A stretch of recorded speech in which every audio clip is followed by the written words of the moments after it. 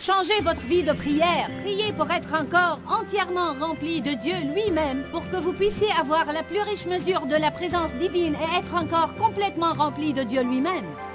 Restez avec nous dans Jouissez de votre vie.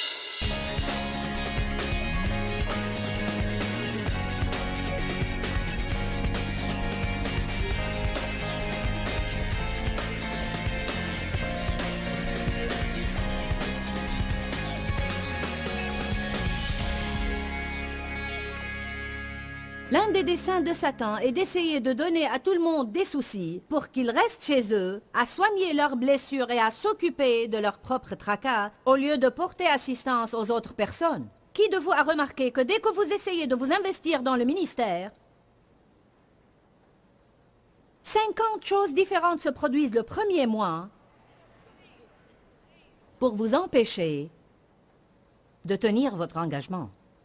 Il y avait un article dans Charisma Magazine en octobre qui disait « Votre pasteur subit des attaques ».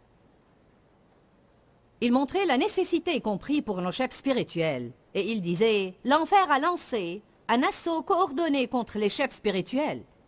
Êtes-vous prêt à apporter la couverture de prière nécessaire pour les protéger ?» Je voudrais vous lire quelques extraits. Parce que ceux qui sont en première ligne sont agressés, et plus vous faites pour le Seigneur, plus le diable va vous contrecarrer et essayer de vous arrêter. Vous essayez de faire des progrès, l'ennemi va vous opposer. Amen. Il dit, est-ce que vous priez et jeûnez pour vos chefs spirituels? D'autres le font, mais pas comme vous pourriez le penser. Alors nous savons maintenant que les sorcières jeûnent et prient régulièrement pour la chute de tous les chefs chrétiens. J'étais dans un avion, assise à côté d'un homme, et j'ai entamé une conversation. Il s'est avéré être un chef occulte, et il a dit que lui et d'autres jeûnaient pour que les chefs spirituels principaux tombent dans la maladie et le déshonneur. Vous dites, je ne veux pas en entendre parler, ça me fait vraiment peur. C'est exactement ce que le diable veut. Il veut que vous n'en sachiez rien. Il ne veut pas que vous compreniez que le diable est vrai et qu'il rôde comme un lion rugissant cherchant qui il dévorera. Il ne veut pas que vous compreniez que vous avez pouvoir et autorité sur lui, que la Bible dit qu'il est sous vos pieds et que vous êtes assis en Jésus-Christ dans les lieux célestes, au-dessus de toute domination et de toute autorité.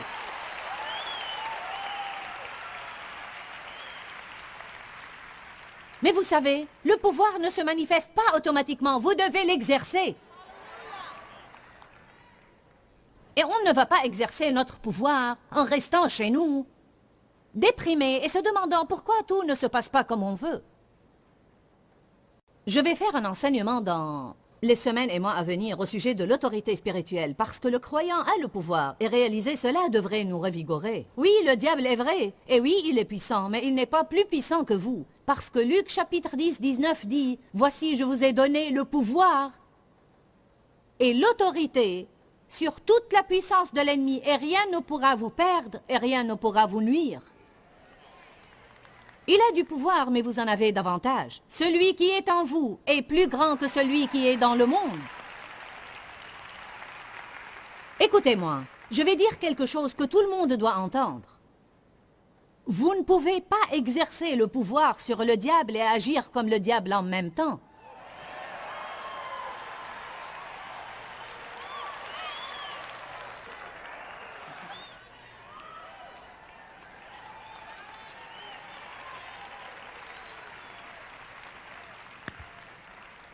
Satan était le premier à être égoïste. En fait, tout ce qu'il fait, c'est parcourir la terre et propager ses voies égoïstes et égocentriques. Je pense qu'un petit démon s'assied sur chacune de nos épaules. Et il nous chuchote à l'oreille. « Hé, et moi alors? Hé, et moi alors? Personne ne m'aime. Personne ne se soucie de moi. Je fais tout le travail ici et personne ne se soucie de moi. Bon, je ne gagne pas assez d'argent. Ils ne me traitent pas bien. Je ne gagne pas assez d'argent. Et si l'on s'estimait heureux d'avoir du travail? Amen. Et si l'on agissait en tant que croyant et on devenait reconnaissant? Et si l'on n'allait pas au travail et l'on grognait et maugréait et pestait au sujet de notre travail toute la journée comme tous les autres? Et pourquoi pas se distinguer comme des lumières qui brillent au sein des ténèbres? Et pourquoi ne pas tenir ferme et faire une différence? Amen.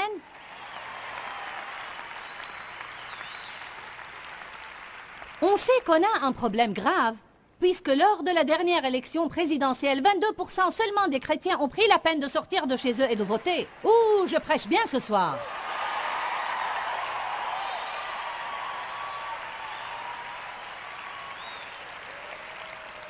À l'exemple du roi David qui dit qu'il a repris courage grâce au Seigneur.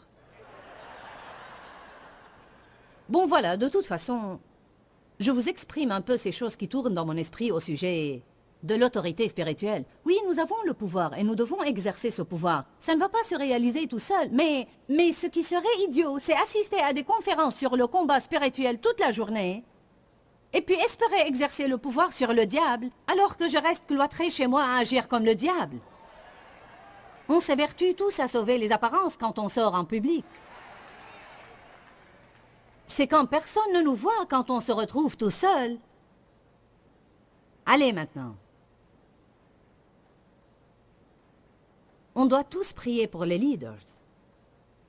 Priez pour vos pasteurs, priez pour vos enseignants et pour les dirigeants du culte. Vous dites, et moi alors? À la vérité, on préférerait plutôt s'asseoir et prier pour nous-mêmes.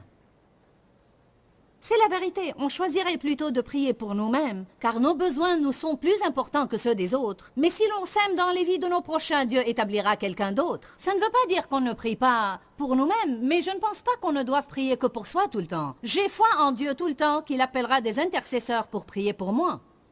J'en ai besoin. Ce sondage ici, auprès de ceux qui sont dans le ministère, dit que 65% d'entre eux ont pensé abandonner durant les 30 derniers jours. Si forte est l'attaque sur les serviteurs de Dieu, on doit prier pour les nouveaux croyants, les bébés en Christ. Toute personne née de nouveau a besoin d'avoir un croyant plus mûr pour les former. Vous avez un appel dans le corps du Christ. Et vous devez être actif dans cette vocation. Plus on prend racine chez soi et on ne pense qu'à soi, plus on va être malheureux et moins de nos problèmes vont être résolus. Si on sème dans la vie de quelqu'un d'autre, Dieu occasionnera une moisson et une percée dans notre vie. N'avalez pas ce mensonge que vous ne pouvez rien faire jusqu'à ce que vous soyez perfectionné. Si vous ne faites rien, vous ne serez jamais perfectionné. Vous n'aurez pas à diriger le monde. La Bible dit que si un aveugle conduit un aveugle, ils tomberont tous deux dans une fosse, mais vous devez faire quelque chose. Vous devez commencer quelque part, seconder dans un domaine particulier. Oui, Satan parcourt la terre et y rôde comme un lion rugissant et recherche qui saisir et dévorer. Il essaye d'envahir nos mentalités et de les infiltrer. Et une des choses avec lesquelles il essaye de pénétrer nos pensées avec, c'est l'esprit d'égoïsme. Genèse chapitre 3, verset 4. Ça a commencé dans le jardin d'Éden. Ça a commencé vraiment quand Satan est tombé du ciel, mais il est apparu dans le jardin. Et réellement, tout ce problème avec la désobéissance d'Adam et Ève n'était qu'un acte d'égoïsme. Genèse 3, versets 3 et 4. Sauf le fruit de l'arbre qui est au milieu du jardin. Dieu a dit, vous n'en mangerez pas et vous n'y toucherez pas de peur que vous ne mouriez. Mais le serpent dit à la femme, non, vous ne mourrez pas.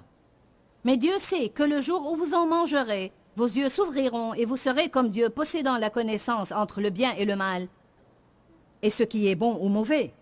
La femme vit que l'arbre était bon à manger, qu'il était séduisant à regarder et précieux pour ouvrir l'intelligence et agir avec clairvoyance. Elle quoi? Elle l'a convoité. Elle l'a convoité. On sait tous qu'à moins de renoncer à soi, cette vieille chair puante va courir après ce qu'on veut. Elle l'a tellement convoité qu'elle a désobéi à Dieu pour l'obtenir. Le problème dans le jardin était l'égoïsme. Et notre problème aujourd'hui est l'égoïsme. Dès la petite enfance, on démontre l'égoïsme. Mais ce que Satan a omis de dire à Ève dans le jardin, « Oh, à propos, Ève, il y aura de mauvaises conséquences. » En fait, c'est ce qu'il oublie toujours de nous dire. Il nous pousse à faire n'importe quoi et à agir honteusement pour arriver à notre but.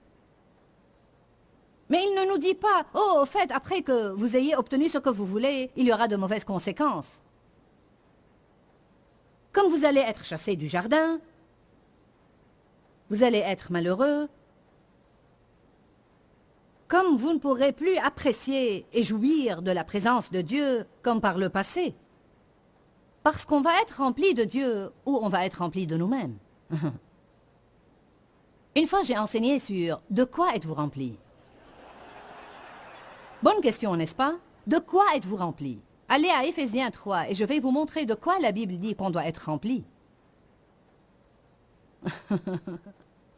De quoi êtes-vous rempli? Ah, moi? Je pense tout le temps à moi.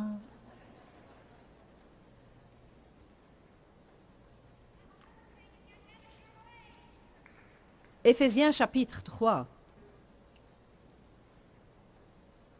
Je pense que c'est le verset 19 que je veux considérer.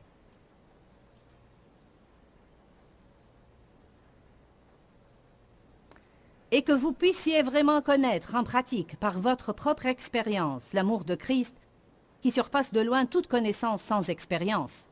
C'est ce que Paul a prié pour l'Église. En sorte que vous soyez remplis, que tout le monde dise remplis. Remplis et comblés juste...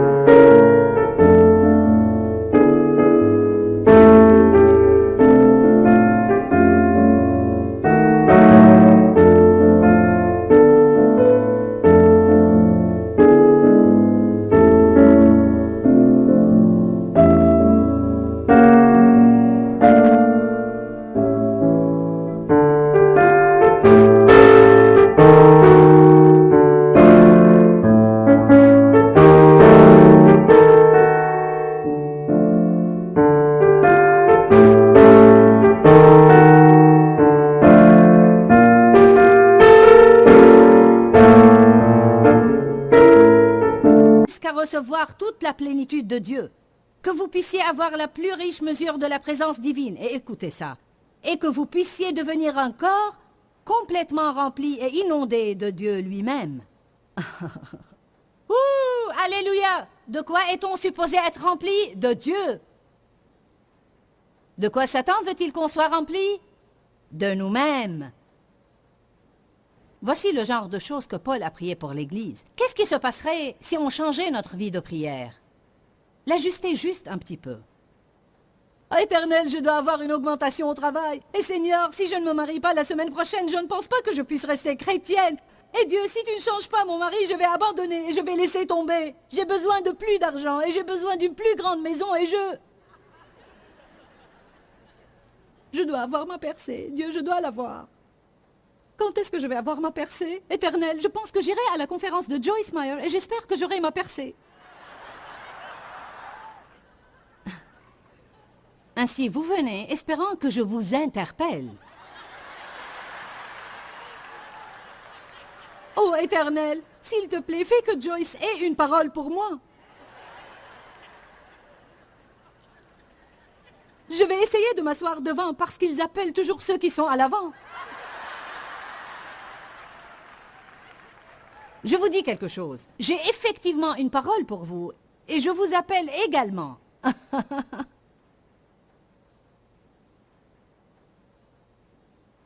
Vous voulez l'entendre? En vérité, je vous le dis, encore 3 jours et votre percée viendra. Oui, il y a une place pour ça et un temps pour le faire. Dieu fait ces choses-là et je respecte et apprécie les dons de l'esprit. Et il y a eu des périodes où j'ai voulu et j'ai reçu des paroles moi-même. Mais j'ai une parole pour vous ce soir. Amen, je vous le dis, grandissez. Amen, je vous le dis, ôtez-vous de vos pensées. J'ai une parole pour vous ce soir. Changez votre vie de prière. Priez pour être encore entièrement rempli de Dieu lui-même, pour que vous puissiez avoir la plus riche mesure de la présence divine et être encore complètement rempli de Dieu lui-même. Prions comme David a prié dans le psaume 27, 4. Je demande une chose à l'Éternel et je la désire ardemment, que je puisse demeurer en sa présence et contempler sa magnificence tous les jours de ma vie. Qu'est-ce que David a voulu? Une chose, Dieu. Davantage de Dieu, la plénitude de Dieu, obéir à Dieu, m'effacer moi-même, m'ôter totalement de mes pensées, cesser d'être égoïste et égocentrique. En réalité, il y a tellement d'exemples dans la Bible. J'ai là un exemple après l'autre, des récits bibliques d'égoïsme et aussi des récits bibliques d'altruisme.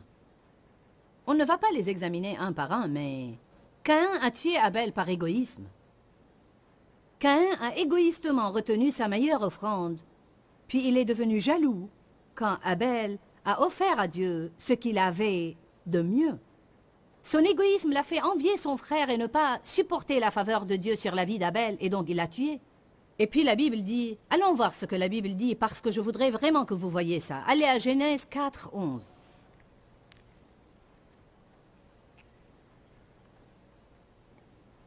Il y a toujours des conséquences. Je crois vraiment que beaucoup de gens, en ce moment même, ceux qui sont dans le bâtiment ce soir et ceux qui regardent l'émission à la télé, je crois qu'il y a un très grand nombre d'entre nous qui vit avec les conséquences de décisions égoïstes et malgré cela, on ne comprend pas pourquoi on n'est pas satisfait. Eh bien, je vais à l'église et j'ai acheté les cassettes et j'ai obtenu le t-shirt.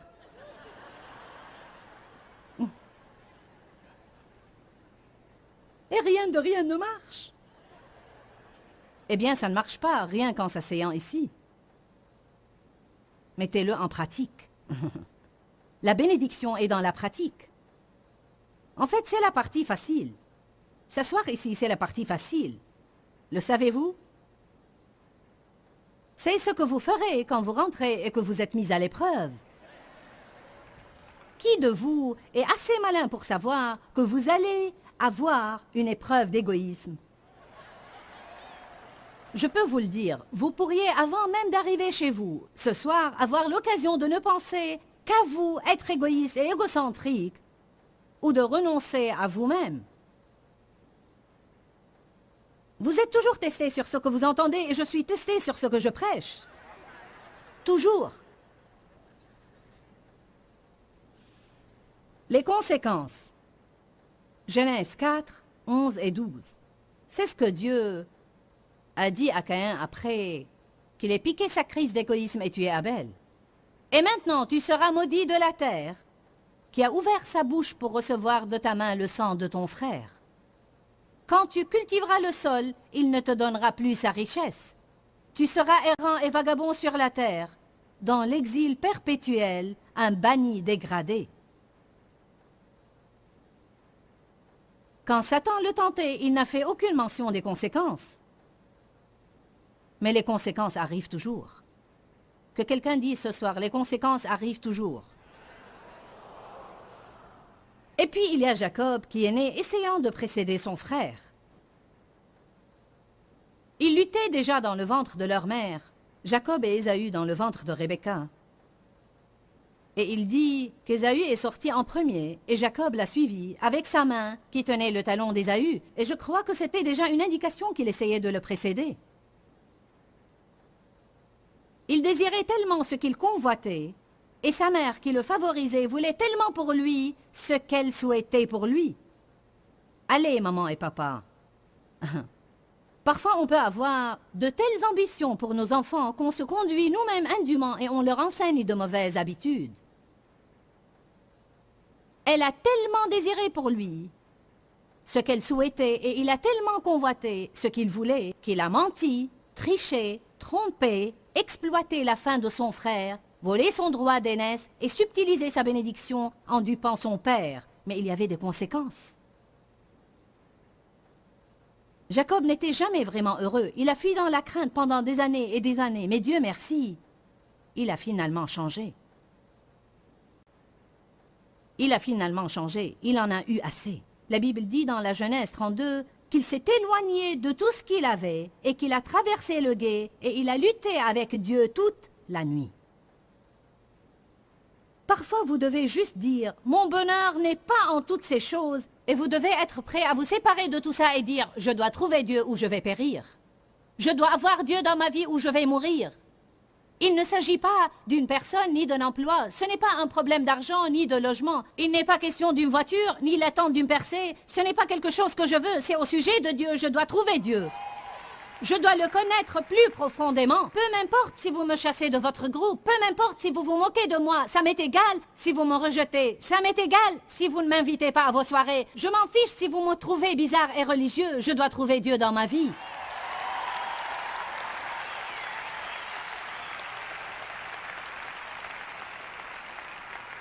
Vous savez, rien que l'égoïsme de vouloir être apprécié dans la vie empêche beaucoup de gens d'avoir un rapport ardent avec Dieu. Ils préfèrent transiger par égard à ceux qu'ils fréquentent et qui transigent, plutôt que d'avoir qui que ce soit penser du mal d'eux. Et même ça, c'est égoïste. Luc 12, 16. Et il leur dit une parabole. Les terres d'un homme riche étaient fertiles et avaient beaucoup rapporté. Et il raisonnait et se demandait en lui-même, j'aime ça. Il n'a pas demandé à Dieu, il s'est demandé lui-même. Qu'est-ce que je veux? Non pas Dieu, que veux-tu? Mais qu'est-ce que je veux? Bien des jours, quand on se lève, on pense, qu'est-ce que je veux? Qu'est-ce que je veux faire aujourd'hui? Allez maintenant. Que faisons-nous? Pour qui vivons-nous? Vous savez, je parle à beaucoup de personnes qui regardent la télé en ce moment. Prenez garde, je vous prie, à ce dernier verset que je viens de lire. Que faites-vous? Et pour qui vivez-vous?